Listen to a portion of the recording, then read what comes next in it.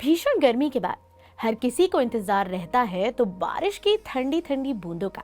लेकिन बारिश अपने साथ कई बीमारियां भी साथ लेकर आती है, जैसे कि डेंगू और मलेरिया।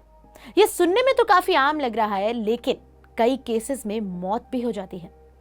नमस्कार, आप सभी का स्वागत है बैक टू नेचर के इस खास एपिसोड में और मैं आपके साथ रूपाली। आज हम चर्चा करेंगे मलेरिया के बारे में।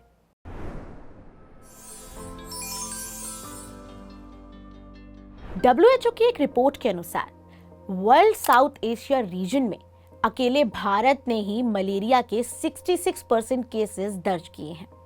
आखिर क्या है मलेरिया, इसके सिम्टम्स क्या हैं और क्या नेचुरोपैथी के माध्यम से इससे निजात पाया जा सकता है?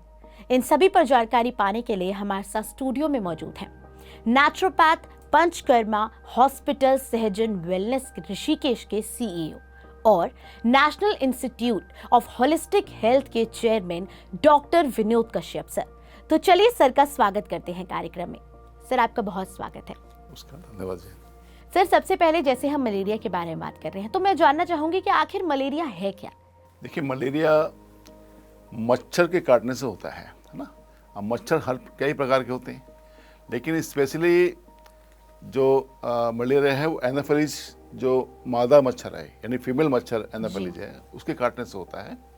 और काटने जब वो व्यक्ति को काटती है तो अपने साथ में खून चूसती है, प्लस उसके ब्लड में अंदर जो उसके रक्त होता है वो छोड़ती है ब्लड के अंदर, जिससे उसके कीटाणु फैलते हुए चले जाते हैं। और मान लीजिए मच्छर ने आज काटा है, जरूरी नहीं कि मलेरिया कल से होगा। वो जो काटा है उसने, जो उसके जो प्लाज्मा अंदर गया है वो सीधा पेशेंट के लीवर में जमा होते हैं और वहाँ से कई दिन पड़े रहते हैं। उसके बाद फिर वो स्प्लीन से होते हुए ब्लड में मिलते हैं, हमारे आरबीसी के अंदर मिलते हैं जी। और आरबीसी के अंदर मिलने के बाद जब वो फटते हैं तो हमें वो मलेरिया के सिम्टम हमें दिखाई देते हैं जी। तो ये कारण है इसके मलेरिया होने का। सर, जैसे आपने बताया कि तुरंत नहीं मलेरिया हो जाएगा, जैसे आज ही काटा तो तुरंत नहीं होगा, तो ये कितने दिन तक ये गैप हो सकता है? ये डिपेंड करता है व्यक्ति की अपनी इम्यूनिटी कितनी है उसकी जी। क्योंकि जैसे ही वो क्योंकि जाके इसके लीवर में छिप जाते हैं इसके जी। जो कीटाणु हैं, उसके बाद जब वो आरबीसी के अंदर मिलते हैं, अब वो डिपेंड करता है कि जो जैसे मिलते हैं तो WBC फाइट करती है और जब वो फटते हैं तो फिर फैलते हैं। फिर वो क्योंकि मलेरिया जरूरी नहीं कि आप एक परिवार में 10 लोग हैं या 5 लोग हैं, उस मच्छर ने सभी को काटा, सबका खून चूसा, लेकिन उनमें से देखते हैं कि 1 या 2 लोगों को ही होता है, सबको क्यों नहीं होता? क्योंकि जिस व्यक्ति की इम्यूनिटी वीक है उस पर असर करेगा, उसको मलेरिया हो जाएगा। तो सर, जैसे आपने बताया कि मलेरिया हमें, जैसे मलेरिया के मच्छर ने हमें काटा लेकिन तुरंत असर नहीं होता, तो उसके सिम्टम्स क्या है? कैसे धीरे धीरे वो सामने आएंगे और इंसान को पता लगता है कि उसे मलेरिया है? देखिए, ज़्यादातर बुखार में पेशेंट को ठंड लगेगा, शरीर में दर्द होगा, है ना, उल्टी भी आएगी। देखिए, लक्षण मिलते जुलते से होते हैं, लेकिन मलेरिया की पहचान क्या है कि इसमें बहुत जोर से ठंड लगती है पेशेंट को, बुखार बढ़ता है बहुत तेज़ी से, और पेशेंट पे 1, 2, 3, 4 रजाई भी डाल दें तो भी ठंड नहीं उसकी कम होती। तो उसके बाद जब पूरा पीक पे आएगा बुखार, उसके बाद उसको पसीना आएगा, उसके बाद वो बुखार डाउन होना शुरू होगा। इसमें साथ साथ क्या होता है, पेशेंट को सिर में दर्द होगा भयंकर, पेट में भी दर्द हो सकता है, उसको उल्टी का मन भी करेगा। ऐसे कई लक्षण इसमें होते हैं जो हमें लगता है कि ये बुखार जो है वो मलेरिया है। और लेकिन उसकी जांच, हम उसको जांच क्योंकि प्रॉपर डायग्नोस होने पर ही हम दे सकते हैं, क्योंकि ये टाइफाइड हो या मलेरिया हो या डेंगू हो या वायरल फीवर हो, इन सब के लक्षण आपस में मिलते जुलते हैं जी। और इसकी सबसे बड़ी पहचान क्या है कि जब बहुत तेज़ी से ठंड लगना, कई कपड़े उड़ाने के बाद भी ठंड ना मिटना, ये सबसे बड़ी पहचान है। और जैसे ही उसका पूरा पीक पे जाके बुखार कम होगा तो उसको पसीना बहुत ज़्यादा आएगा, ये सबसे बड़ी पहचान है, और बुखार उसका डाउन हो जाएगा, ये सबसे बड़ी पहचान है। लेकिन फिर भी डायग्नोस करने के लिए हमें जो हम मॉडर्न मेडिसिन में हम लोग क्या करते हैं, उसको मलेरिया पैरासाइट करके MP टेस्ट करते हैं, उसका स्लाइड बनाते हैं, 2 स्लाइड बनती है, एक थिन और एक थोड़ी मोटी स्लाइड बनती है, ताकि पता लगता है कि वो मलेरिया कौन सा वाला है, वाइवैक्स है या फैल्सिपैरम है। 2 तरह के मलेरिया अपने भारत में पाए जाते हैं। मलेरिया 4 प्रकार के होते हैं, लेकिन भारत में 2 प्रकार के पाए जाते हैं जी। तो सर जैसे कि आपने अभी बताया कि मलेरिया 4 प्रकार के होते हैं और भारत में 2 तरीके के पाए जाते हैं, तो अगर आप बताना चाहें कि कितने प्रकार के मलेरिया होते हैं और वो किस तरह एक दूसरे से ज़्यादा घातक हैं? देखिए, जो भारत में पाए जाते हैं ये, क्योंकि जैसे आपने बताया कि WHO की रिपोर्ट के अनुसार भारत में 66% मलेरिया के होते हैं ना, और ये बरसात के बाद ही होता है ना? होता क्योंकि पानी जमा होता है, उसके बाद होता है। जो जैसे अपना साउथ एशियन कंट्री है या अफ्रीकन कंट्री है जहाँ पे ज़्यादा बरसात होती है, ज़्यादा वहाँ पे मॉइस्चर रहता है, तो वहाँ पे ये ज़्यादा होता है। बिल्कुल। लेकिन जो वाइवेक्स और फैल्सिपारम है, ये ज़्यादा पाए जाते हैं। 2 तरह के मलेरिया हो रहे हैं, लेकिन वो यहाँ नहीं पाए जाते, वो भारत दूसरे देशों में पाए जाते हैं, तो उससे हमें कोई दिक्कत नहीं है। जो यहाँ पाए जाते हैं, और ये इतना रिस्की होता है कि इसमें कई बार लोगों की जान चली जाती है अगर सही टाइम पे इसकी डायग्नोस ना हो पाए तो। जी सर जैसे कई लोगों को कोई भी बीमारी होती है, बुखार होता है, टाइफाइड, मलेरिया, डेंगू, तो थोड़ा बुखार चढ़ता है, घर वाले सोचते हैं कि नॉर्मल है, उतर जाएगा। कब पता चले कि ये बीमारी अब गंभीर हो रही है और डॉक्टर को कंसल्ट करना है? हाँ, ये आपने बहुत अच्छा सवाल पूछा, क्योंकि मलेरिया को डायग्नोस करने में कई बार तो सालों लग जाते हैं जी। और पेशेंट की कंडीशन खराब हो जाती है उस चक्कर में। वो सिम्टम, शुरुआती सिम्टम तो ये है कि बुखार ठंड लग के आया है ना, पसीना आया, उतर गया। लेकिन जब रिपीटेड होता है बार बार, मान लीजिए अभी बुखार उसको हुआ, पता लगा उसको 6 महीने बाद दोबारा बुखार हुआ, 1 साल बाद दोबारा बुखार हुआ, और यदि समय से डायग्नोस नहीं कर पाए, जो इन्वेस्टिगेशंस है वो प्रॉपर ढंग से नहीं कर पाए, तो पता ही लगेगा कि वो मलेरिया है। इस चक्कर में क्या होता है, पेशेंट के पेट में दर्द, स्प्लीन उसका बड़ा तिल्ली बढ़ी रहेगी, उसको खून की कमी हो जाएगी, एनीमिया हो जाएगा, और इस कारण कभी कभी एनीमिया के कारण या कभी कभी एक्सेस ब्लीडिंग के कारण पेशेंट की डेथ भी हो जाती है, जो पता नहीं लगता कि ये हुआ क्यों, जबकि होता वो मलेरिया है। तो यदि सही समय पे हम उसको डायग्नोस कर लें, प्रॉपर उसकी इन्वेस्टिगेशन हो जाए, तो ट्रीटमेंट चल के वो ठीक हो सकता है पेशेंट। सर मलेरिया ट्रांसमिटेड है क्या? ये फैल सकता है घर में ही? मलेरिया फैलाने का जो माध्यम है वो केवल एनाफिलिस जो मच्छर है, मादा मच्छर है। देखिए, बड़ा आश्चर्य की बात है कि मच्छर काटने से होता है। मच्छर में कौन सा? मेल नहीं, फीमेल है ना। वो क्यों होता है? जब वो फीमेल जो मच्छर है, जो वो प्रेग्नेंट होती है, यानी बच्चे उसके अंदर होते हैं, तो उसको उन बच्चों को पालने के लिए, अंडों को पालने के लिए ब्लड को सक करना पड़ता है जी। ब्लड जब सक करती है तो उसी समय उससे बच्चे उसके पलते हैं, और नेक्स्ट टाइम जब वो कहीं ब्रीड करती है जहाँ पे पानी भरा हुआ है, तो वहाँ से वो बच्चे बड़े होकर फिर फैलते हैं और फिर दोबारा से काटते हैं जी। तो जिसको भी अगर रोगी है, पेशेंट जिसको मलेरिया है, उसको ब्लड सक किया, दूसरे को काटा, तो घर में ऐसे फैलने के कारण केवल मच्छर के काटने से होगा, ऐसे नहीं फैलता ये मलेरिया। अच्छा, ऐसे किसी के अछूत की बीमारी नहीं है कि फैल ट्रांसमिटेड नहीं है। ओके। केवल मच्छर ने डंक मारना है, ब्लड सक करना है, दूसरों को भी डंक मारना है, ब्लड को छोड़ना है जी, तो उसको होना है। तो मलेरिया ट्रांसमिटेड नहीं है, वो जब ही होगा जब मलेरिया का मच्छर काटेगा। जी। सर जैसे ये भी देखा जाता है कि बहुत आम ही सुनने को मिलता है, मलेरिया जैसी बीमारी बारिश के मौसम में आम सुनने को मिलती है, तो ये सच में इतनी कॉमन है और ये इतना सीरियस जैसे ये डिजीज़ है, तो ये सीरियस डिजीज़ होने के भी बाद बीमारी आम देखी जाती है, तो कितना खतरा इससे पड़ सकता है? खतरा बहुत ज़्यादा होता है इसका, क्योंकि मैंने जैसे पहले बताया, अगर प्रॉपर डायग्नोस नहीं करें तो लोगों की जान जा सकती है इससे, है ना। और कुछ एरिया में जहाँ पे बहुत ज़्यादा मच्छर होते हैं, वहाँ पे मलेरिया बहुत तेज़ी से बढ़ता है, और उसके कारण प्रॉपर डायग्नोस नहीं होने के कारण लोगों की जान जाती है। इसलिए मलेरिया को पहचानना भी ज़रूरी है। बुखार के सिम्टम एक जैसे लगते हैं कि बुखार ऐसा है ना, लेकिन सभी के अलग अलग सिम्टम हैं, और हम उसको पहचानने का तरीका यही है कि हम उसकी प्रॉपर जांच कराएं, वो ब्लड के थ्रू जांच कराएं, तो पता लगता है इसका। सर जैसे कि मलेरिया किसी व्यक्ति को हो गया है, उसके बाद वो किस तरह नेचुरल रेमेडीज़ के ज़रिए, जैसे कि हमारे शो का नाम बैक टू नेचर है, तो किस तरह नेचुरल रेमेडीज़ के ज़रिए उसको क्योर किया जा सकता है? बचाव एक अलग चीज़ हो जाती है, उसे ठीक कैसे किया जा सकता है? उसको ठीक करने के लिए अपने नेचुरोपैथी में, हमारे आयुर्वेद में घरेलू उपाय बहुत सारे हैं। तो सबसे पहले मलेरिया के लिए सबसे बेस्ट है तुलसी को माना गया है।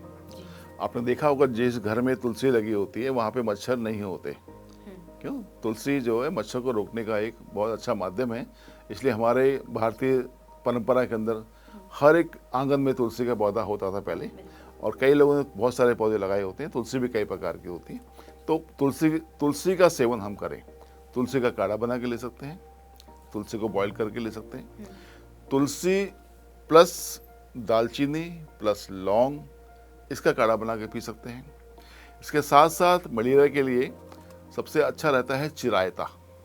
चिरायता एक पंसारी का मिल जाता है, वो बहुत कड़वा होता है, क्योंकि मलेरिया के लिए जो दवा है वो क्लोरोक्विन है, वो बहुत कड़वी होती है।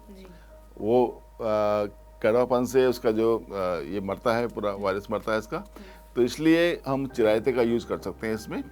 अब हम चाहें तो 3-4 चीज़ों को मिला के इसका काढ़ा बना सकते हैं। चिरायता है, दालचीनी है, लौंग है, तुलसी है, इसका काढ़ा बना के पिलाएं तो पेशेंट को जो उसका मलेरिया के जो परजीवी हैं जो आपके ब्लड के अंदर घुसे हुए हैं मरे, वो ख़त्म हो जाते हैं।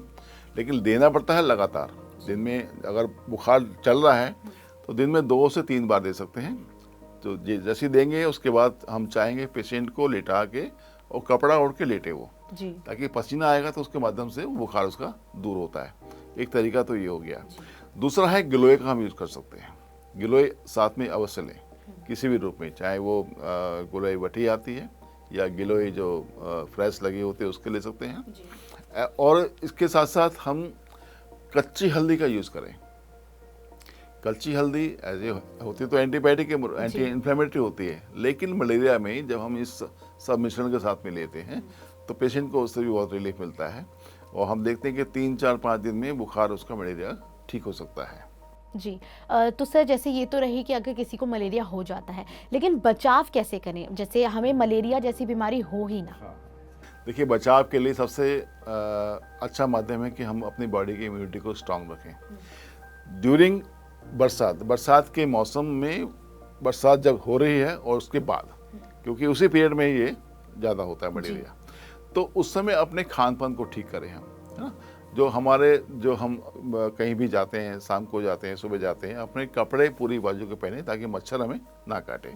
लगता है कि हमारे घर के या घर के आसपास मच्छर हैं तो हम मच्छरदानी का प्रयोग करें, या मस्कुलर जो रिपेलेंट आते हैं हम नहीं चाहेंगे कि आप उसका यूज़ करो। अपने घर में जो घरेलू जो तरीके हैं, लोबान है या गाय का उपला है, उसका जला के धुआं करें ताकि मच्छर वहाँ से भागे। तो मच्छरों से बचेंगे तभी हम मलेरिया से बच पाएंगे, है ना। लेकिन और उस दौरान जो बरसात का मौसम है उस समय हम कुछ काढ़ों का प्रयोग करें। काढ़ा मतलब जो बॉईल करके, जैसे तुलसी है, अदरक है, लौंग है, दालचीनी है, चिरायता है, इसको बॉईल करके रख लें और एक दवा के रूप में दिन में 2 बार 2-2 चम्मच अगर लेते रहें तो हमारी बॉडी इम्यूनिटी अच्छी रहेगी, लीवर स्ट्रांग रहेगा, स्प्लीन स्ट्रांग रहेगा।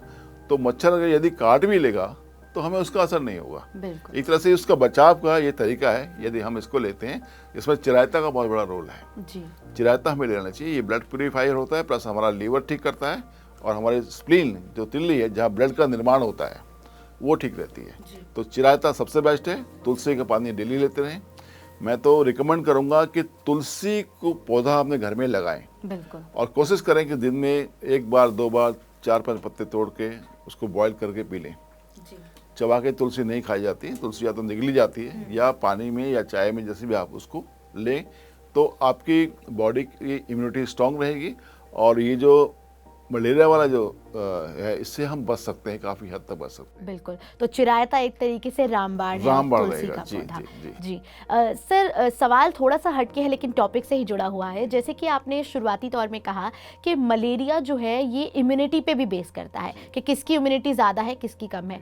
तो ये कैसे हम इस बात का ज्ञान ले सकते हैं कि किसी व्यक्ति की इम्यूनिटी ज़्यादा है और किसी व्यक्ति की इम्यूनिटी कम है?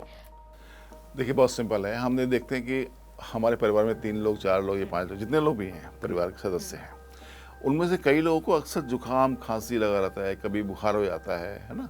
तो ये इसका मतलब उनकी बॉडी की इम्यूनिटी वीक है जी। तो अब जिसकी बॉडी की इम्यूनिटी वीक है उसको ये चीज़ें जल्दी असर करती हैं। चाहे उसको वाइल्ड फीवर आ जाएगा या उसको मलेरिया हो जाएगा, है ना, या उसका पेट खराब हो जाएगा। जो भी सीजनल बीमारी है उसको जल्दी पकड़ती हैं। तो जो सीजनल बीमारी जिसको जल्दी पकड़ है यानी उसकी इम्यूनिटी वीक है। अब सवाल आता है कि इम्यूनिटी को बढ़ाएं कैसे। बिल्कुल। तो इसके लिए हमने कोविड के समय देखा, लोगों ने बहुत से उपाय करे, बहुत से काढ़े भी पिए, लेकिन सबसे जरूरी है कि हम अपने घर का बना हुआ भोजन करें। धूप यानी सन बाथ, धूप में जरूर रहें, 15 से 20 मिनट धूप में जरूर रहें। और सुबह की जो ताज़ी हवा है उस समय जरूर हम वॉक पे निकलें और खान पान का ध्यान रखें। हम लोग क्या है कि बाहर के आजकल फास्ट फूड का चलन बहुत ज़्यादा हो गया है, लोग फास्ट फूड ज़्यादा लेने लगे हैं। तो अपने घर का बना हुआ भोजन, मौसम के फल, मौसम की सब्जियाँ, जी इनका समय से यूज करें ताकि बॉडी की इम्यूनिटी स्ट्रांग रहे हमारी, और अपने विचारों को भी पॉजिटिव रखें, तभी हम अपनी बॉडी और सिस्टम को पूरा इम्यून रख सकते हैं। तो सर, जैसे कि आपने हमें कई चीज़ें बताई कि किस तरह अगर मलेरिया हो जाता है तो कैसे खान पान से और नेचुरल रेमेडीज से उससे निजात पाया जा सकता है। सर, क्या योगा भी इसमें उतना, और ध्यान और योगा कितना महत्वपूर्ण है इस चीज़ से बचाव के लिए? हाँ, देखिए, जब हमें किसी भी प्रकार की बीमारी होती है तो होता क्या कि हम मानसिक रूप से थोड़ा सा कमज़ोर हो जाते हैं। जी। हमें लगता है हमारा शरीर बेकार हो गया, हम अपने काम पे नहीं जा पा रहे या हम अपनी एक्टिविटी नहीं कर पा रहे। तो उसको स्ट्रॉन्ग करने के लिए ध्यान का बहुत बड़ा महत्व है। हम जो भी हम देखें वो पॉजिटिव चीज़ देखें, चाहे टीवी के माध्यम से या मोबाइल के माध्यम से। दूसरा, ध्यान अवश्य करें, 10 मिनट 15 मिनट जितना समय लगे आपको, केवल सांसों को ध्यान करें, आनापान करें। लेकिन इसके साथ में योग का बहुत बड़ा महत्व है। योग में सबसे बेस्ट रहता है प्राणायाम। जी। प्राणायाम आपकी बॉडी की इम्यूनिटी को बढ़ाता है, जो बॉडी के टॉक्सिन्स को बाहर निकालता है। इसलिए अनुलोम विलोम प्राणायाम सबसे बेस्ट माना गया है। इसलिए प्राणायाम का अभ्यास अवश्य करें। यदि आप पेशेंट हैं, यानी आपको बुखार हो गया है, घर में लेटे हैं, तो आप घर में लेटे लेटे भी प्राणायाम कर सकते हैं, बैठ के भी कर सकते हैं, है ना। तो सांसों का अभ्यास यानी प्राणायाम के माध्यम से हम अपने प्राण का आयाम बढ़ाते हैं। इसलिए प्राणायाम आवश्यक है, और ये प्राणायाम आपके किसी भी प्रकार के बुखार में हमारी बहुत शक्ति देता है, हमारी इम्यूनिटी को भी बढ़ाता है। तो प्राणायाम का बहुत बड़ा महत्व है। प्राणायाम और ध्यान को हम जोड़ दें योग में, क्योंकि बाकी आसन क्रिया करना आसान नहीं है उस समय, क्योंकि हमारा शरीर अलाउ नहीं करेगा। हम बुखार में पड़े हैं, हमें दर्द हो रहा है शरीर में या बुखार हो रहा है, तो उस समय आसन हम नहीं कर सकते। तो प्राणायाम हम अपने घर में बैठ के भी कर सकते हैं, ध्यान हम अपने घर में बिस्तर पे लेट के भी कर सकते हैं। तो दो चीज़ों को ऐड कर दें तो हमें बहुत फ़ायदा होगा इसमें। तो सर, जैसे कि आपने हमें रेमेडीज़ के बारे में भी बताया, खान पान क्या लें जिससे हमारी इम्यूनिटी स्ट्रांग रहे। सर, जो व्यक्ति इससे ग्रसित हो गया है मलेरिया से, वो किस तरह से क्या खान पान ले जिस तरह से वो इससे निजात पाए? हाँ, बहुत अच्छा सवाल किया आपने। जिस समय रोगी होता है पेशेंट, यानी जिस समय उसको मलेरिया हो गया या बुखार से पीड़ित है, बुखार चल रहा है उसको कंटिन्यू, उस समय उसकी पाचन क्रिया मंद पड़ जाती है, यानी भूख नहीं लगती, मुंह का स्वाद कड़वा होता है उसका। तो उस समय उसको अनाज नहीं देना चाहिए, है ना। जैसे गेहूं है, चावल है, केवल चावल या गेहूं नहीं देना चाहिए उसको। तो उसको हम क्या दे सकते हैं, उसको दे सकते हैं हम लोग खिचड़ी दे सकते हैं, पतली खिचड़ी, उसको दलिया दे सकते हैं, ठीक है। उसको सूप बना कर दे सकते हैं, कुछ सब्जियों का सूप बनाएं या उसका टमाटर का सूप बनाएं, ऐसे उसको सूप बना कर दे सकते हैं।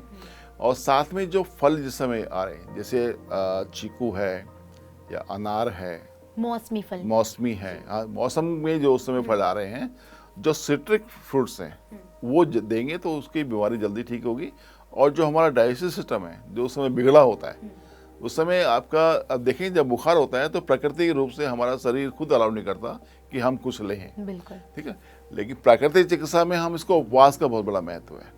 हम अपने रोगी को खाली पेट रखते हैं, उसको सॉलिड चीज़ नहीं देते खाने के लिए, केवल जूस, सूप, ऐसी चीज़ देते हैं ताकि उसकी पाचन क्रिया को और रेस्ट मिले, अंदर से शक्ति बढ़े, और वो बुखार जो आया है वो ठीक हो जाए और उसकी शक्ति को बढ़ाए, नेचुरल तरीके से ही व्यक्ति ठीक हो जाए। जी, तो सर, तमाम जानकारी हमारे साथ शेयर करने के लिए आपका बहुत बहुत धन्यवाद जी। तो देखा दर्शकों, किस तरह सर ने हमको मलेरिया के ऊपर काफ़ी जानकारी दी कि अगर हमें मलेरिया हो जाता है तो नेचुरल तरीके से उससे कैसे निजात पाया जा सकता है। साथ ही सर ने बताया कि किस तरह का क्या खान पान हमें लेना है कि अगर हम इस बीमारी से ग्रसित हो जाते हैं तो हमें किस तरह उससे निजात मिलेगा। सर ने हमारे साथ ये भी शेयर किया कि अगर आप मलेरिया से बचाव चाहते हैं तो अपने घरों में तुलसी का पौधा ज़रूर लगाएं। इस कार्यक्रम के लिए इतना ही। बैक टू नेचर के साथ बने रहिए। साथ ही दर्शकों, अगर आप हमारा ये कार्यक्रम टीवी पर देख रहे हैं तो हमारे YouTube चैनल को जरूर सब्सक्राइब करें, और अगर आप हमारा ये कार्यक्रम YouTube पे देख रहे हैं तो हमारे बाकी सोशल मीडिया प्लेटफॉर्म्स को भी जरूर फॉलो करें। नमस्कार।